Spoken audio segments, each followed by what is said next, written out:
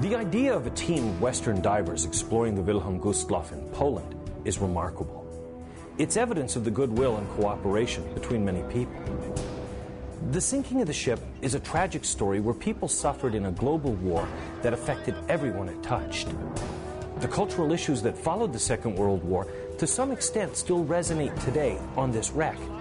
You have a German ship sunk by a Soviet submarine lying in what are now Polish territorial waters that once were behind the Iron Curtain.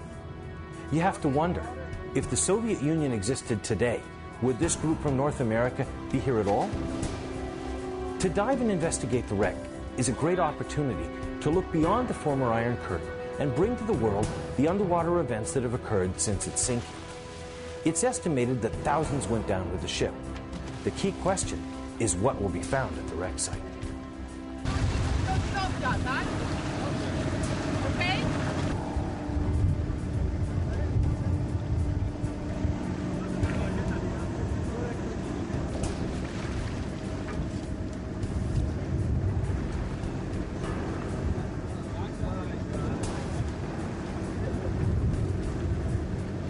The German advance was as rapid as it was ferocious. Russian partisan activity was met harshly by the Germans. People were executed without trial. People were hung by the side of the road. Many innocent civilians died.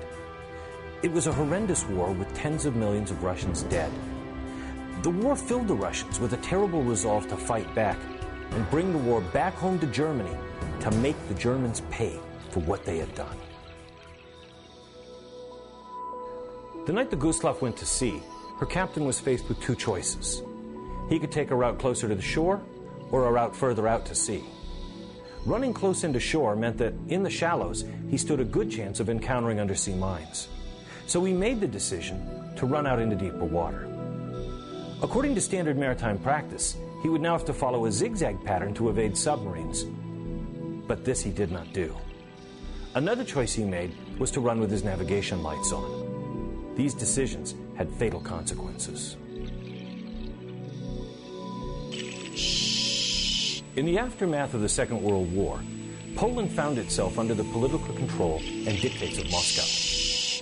Even though the wreck of the Gustloff lies in what are now Polish territorial waters, from the end of the war to the mid-50s, the site was under the control of the Soviets.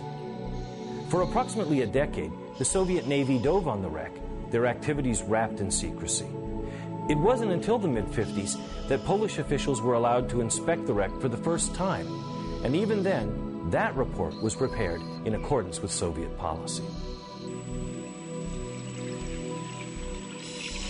It was rumored that the Gustloff sank transporting spoils of war, items of value such as great works of art belonging to museums, to the personal property of citizens looted by the Nazis during their occupation of Poland and their march into the Soviet Union. One of the greatest art treasures from the Soviet Union that went missing during the war was the coveted Amber Room, an entire room of amber from the Catherine Palace, one of the summer residences of Russia's Tsars. It was stolen by the Nazis, and some believe they loaded it on board the Gustloff to be taken back to Germany. Now that the Poles were finally allowed to dive the Gustloff, the question was, what would they find? Would they find bodies? Would they find the much sought-after Amber Room? No one knew for sure.